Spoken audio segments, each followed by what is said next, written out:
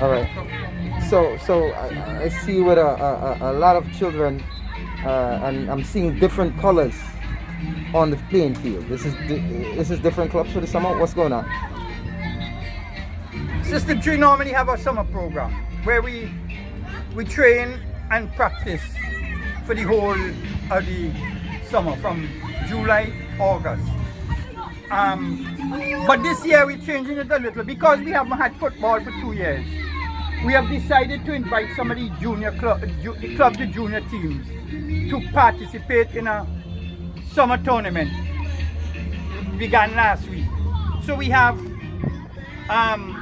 8 teams in 3 different divisions. Well, 4 different divisions. Under 12, under 14, under 17, and female. So what you see here are junior clubs. We bring them in at different times. When they play, they go. After they play. So Different times of the day? We start at 10 o'clock in the morning. Mm-hmm. The under 12s play in the morning session. So 10 o'clock this morning, you would have had, up to 10 to 12, you would have had the under 12. And later on, we had the under 14s. We didn't have any under 17s in today. Mm-hmm. But normally, we'd have the under 17s later on in the day. Mm-hmm. So we have under 12, under 14, under 17. And we're going to start the female division from tomorrow. We invited the clubs to come. We are only using half the field for a game. We may go to quarter the field for the under 12. But for the females, the under 17 and under 14, we use half the fields. We put up different goals, so we have 2 sets of goals up and they play. You're saying that this year's summer program structure was really impacted on not being able to play because of COVID, right? Because of COVID, because of the volcano, everything was affected. Tell me a little bit about your standard program, though, for persons who are not so familiar with System 3 and System Sports Academy. What exactly is it that you do here? What is it that you're trying to achieve? We play football. We teach football. And we go the whole year round. We have kids from, usually we begin around 5. Before that is babysitting. But we start at 5. 5 years old. We structure them so that, because we are a central location in Kingston, the schools around this park, primary schools in particular, C.W. Prescott Prep School, Catholic, the children would come here from 3 o'clock to 5. After the parents finish work, 4:30, 5 o'clock, they pick up the children and they go. So that is convenient for us, and it involves a large number of children. So we have up to 300 children registered in the academy. More than that, but the volcano and the eruption of the volcano and the COVID has drastically reduced the numbers that are participating. We still have significant amounts, but not as large as we used to have. So what we did is separate them into age groups and we put them into competition, into tournaments to involve them. So we train, the holiday sessions, the Easter, the summer and the Christmas vacation. We usually use to target that for competition. So we would play usually among ourselves, but we'd invite people in to play at that time in different tournaments. So we have been going for more than a week now, and the attendance has been great. With the summer program? With the summer program. Okay. The clubs have responded, the kids are coming out. How many clubs in total are involved so far? We have maybe up to 12 clubs that are involved. Some of the others would come in, like the females, some of the clubs that would participate in specific age groups. Avenues, for example, said they would enter the female tournament. They're not playing in the junior division. But some of the clubs like Ovia attempt to participate in all the divisions. System 3 itself would take part in all the divisions. I mean, you have players of all age groups groups. and gender. Ally Academy has division of kids in all divisions. So we train at different times. During the week, usually when school is in session and so, the academy part trains Tuesday, Friday after school 3 to 5, Saturday mornings. But the other teams where you enter, where we have the older age groups, for example, the under 17s and the under 19s, they would come on different days, and the premier, the females, they would come on different days and they would come later. So for example, the females may train Monday and Wednesday at 4 to 6, Saturday evening. The premier Tuesday and Thursday, 4 to 6. The under 17 may operate similar lines as the academy, because that's the under 17 in the corner over there, and they would train Tuesday, Friday, and Saturday. All right, they prefer to stay with the same age group, the same days, working hours. But we have different. We use up the whole week. We utilize the whole week as training time. So, I mean, who can train with System 3? Are you looking for novices who can come in at whatever age and learn the game? I encourage everybody to come. I don't turn kids away. But we insist that you train at least regularly. So, and we charge a fee. It's $20 a month for the coaching. You have to give the coaches some incentive. So we charge $20 a month to give the coaches that when the kids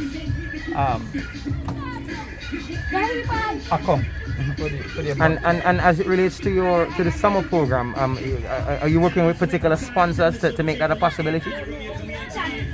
It is impractical now to talk about sponsors. COVID and the volcano, the eruption of the volcano has drastically affected our economy. So all the businesses are going to tell you the same thing. During the eruption, after the eruption, they would have contributed to the evacuation centers. They would have given to the areas that are in need. And two, their workforce would have been badly affected. So a lot of them are no longer financially viable or financially in a position to assist with sponsorship and so. That's the first thing that will go out the line or out the window. So right now I can't say. Koreans had started assisting us, but that's before COVID. Before the volcano erupted. Last year they came on board as sponsor. Our football as well is affected because we haven't been able to compete in tournaments. So for the past 2 years we haven't had junior tournaments to participate in. We haven't had female tournaments, and even the reserve teams, your second team, didn't have adequate competition for them to enter. Tell me about this popsicle business. It seems to be an interesting fundraising tool. Very good. But two, I have learned that a little incentive go a long way. The kids used to call me popsicle coach, because what I would do, I would use popsicles as a little incentive for them to do well on the field. Go to the girl, she will help you. Popsicle represent a little liquid back in the system and some sugar.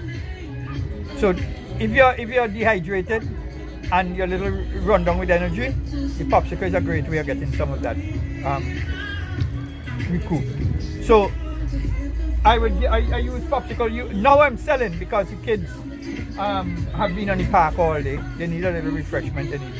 So, but usually I would give them the popsicle if they play a game and they score a goal.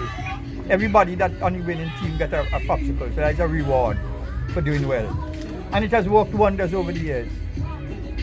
All right. But now again I go back to it being a fundraising tool because I saw something happen when I came here. That's why I brought it up, and I'm hoping you'd explain that. It's 50 cents per popsicle. It's a cheaper way of getting a little refreshment. All right, and as I said, it's a little sugar and a little water back in the system. I got that part. What I'm looking at, I saw some assistance, it seems, to some of the participants in the program. Yeah, well, and it looked to me like it came from the same popsicle business. Yeah. Was I mistaken? For example, I have a little shop that I operate over there. Okay, and the profit from that goes back into the kids. So I will give them refund to get back home, finance to get back home, catch the bus. So what you saw there was one of the teams, the guys from Barley, needing refreshment. They needed transportation assistance. So I was giving them a little assistance to get back home. So you have a self-sustaining operation going on here, that is what I wanted it to be. Interesting. Okay, but guys, that is one of the messages I want the federation to send out to the clubs, that they have to have revenue making projects for them to become self-sustaining. Otherwise, clubs would collapse and disappear. You have to have some way of making it viable. I try to bring in gears for sale, football equipment and so.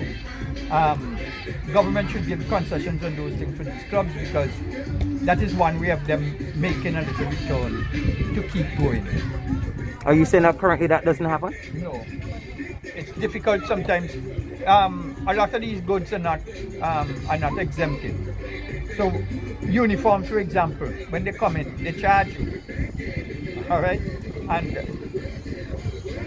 it is difficult sometimes for you to exist. We don't sell some of these things back to the kids. I used to give all the uniforms that the kids play in. I used to give them uniforms to go once they make a team. Now that is difficult to maintain because you have to pay for all the things that is around it, and sometimes the money that you get from the academy, the function of the academy, is not adequate to sustain it. You have to pay customs, you have to pay freight, you have to pay for the uniforms themselves outside. I started ordering stuff from China, for example, where it is more manageable. The cost is a little easier on the pocket, but that takes a longer time, and for the last year and a half it has been difficult to get anything in. And that's again due to COVID and the shipping. Yeah, but too, there is no revenue coming into these academies. We are a service club. We provide a service, but it has not been. We haven't been able to do it. What service are we doing? Here is just football. We just allow these teams to participate in a tournament. Most of them don't have the revenue to go and pay registration and pay all the thing that is attached. Look, I have to help the kids in and getting back home. So rather than it being a revenue making exercise, it is more a cost to the academy. And that is the reality with sports in St. Vincent. How long would the tournament run for? All summer long, or no, is there a particular cut-off date? It will go until maybe the 20th of August. The 20th, the 21st. We may go a little over that depending on the number of teams that enter. If we have late entries and we have to compete, because we want to make sure everybody play everybody, they have a way of measuring themselves against the different teams. Remind me again how many clubs are so far involved? Well, in every age group we have about 8 teams. 8 teams? 8 teams, but a lot of the teams overlap. So most of the teams would have junior, under 12 and maybe under 14. Some may have under 12 and under 17. Players on there? Yeah, the players. So you wouldn't have you wouldn't have 8x4. You wouldn't have 32 clubs. You may have closer to 16 clubs that participate. Okay? Any different age groups. Okay? All right. Before we wrap up, is there anything else you'd like to share with us, Mr. Sardine? I have been doing this my whole life. I enjoy doing this. That's why we put up these structures to assist. This is where the parents sit. You see how cool and nice it is here? We have our own, we're trying to set up our own self-sustaining and storage areas. My hope is that we can get these structures set up across the island, similar to this. If we have 10, 12, 14 of these running in different areas, the football would take off with a bang, because you have a lot more people being exposed to coaching, to competition. They will be able to move around and play each other in different communities. The public health department between the Ministry of Health, Wellness and the Environment will be conducting food handler session on Put the money on top. Thursday, August 5th, 2021 at the South Rivers Clinic, Monday, August 9th, 2021 at the Bible Clinic, and Friday, August 13th at the Park Hill Clinic, beginning at 1 p.m. each day. This training is undertaken to register for the second half of 2021. This is where we function. This is where I'm setting up, and I've set up for the last number of years. I'm now a retired teacher, so I'm out of the school system now. Nearly 10 years out of the school system. So I've gone into assisting football and football development.